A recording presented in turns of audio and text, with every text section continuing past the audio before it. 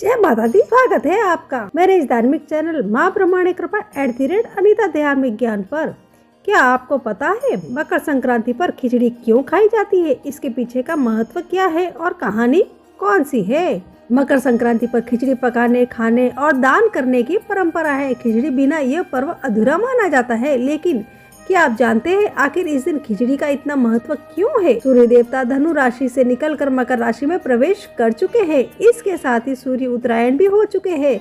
सूर्य जिस दिन मकर राशि में गोचर करते हैं उस दिन मकर संक्रांति मनाई जाती है। लेकिन इस वर्ष तिथियों का कुछ ऐसा संयोग बना है जिससे 14 और 15 जनवरी 2026 दोनों ही दिन मकर संक्रांति मनाई जाती है। मकर संक्रांति देश भर में अलग अलग नामों के साथ मनाई जाती है। इसे पोंगल, खिचड़ी, मागी, दही, चूड़ा, शिशुर, सेकात, मकर संक्रांत, संक्रांत, पेड़ा, पांडुगा, मकर विक्लू, उत्तरायण, पौष संक्रांति जैसे कई नामों से जाना जाता है। यह पर्व ऋतु परिवर्तन के साथ ही दान, पुण्य, आस्था, संयम और नव आरंभ का भी प्रतीक है। मकर संक्रांति पर्व के भले ही अनेकों नाम हो लेकिन भावना समान रहती है। खासकर इस दिन खिचड़ी बनाने की परंपरा है।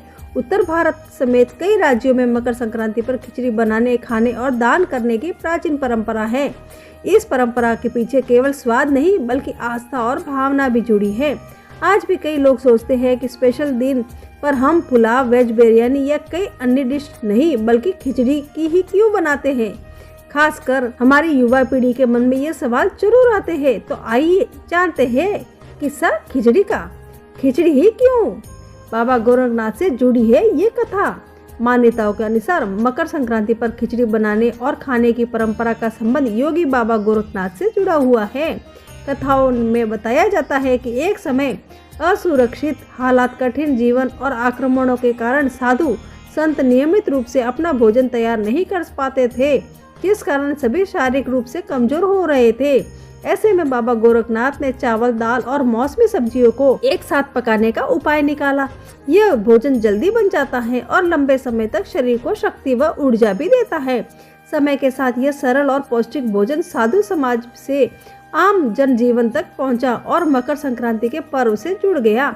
इसके बाद में इसे मकर संक्रांति पर बनाने की परंपरा की शुरुआत हुई।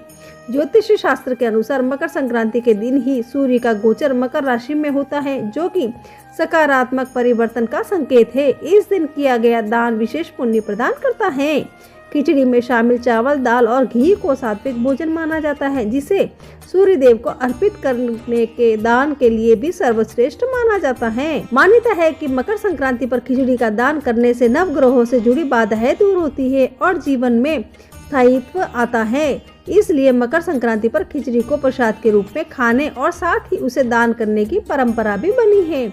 मकर संक्रांति का तब आता है जब ठंड चरम सीमा पर होती है। ये मौसम में खिचड़ी का सेवन सेहत के लिए बहुत ही लाभकारी होता है।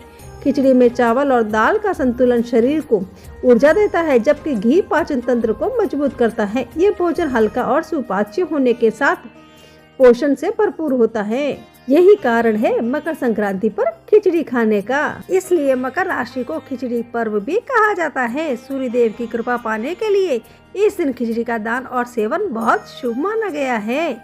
जय सूर्य देव की, जय सनातन धर्म की, जय माता दी, जय श्री कृष्णा। आप सबको मकर संक्रांति ढेर सारी शुभकामनाएं।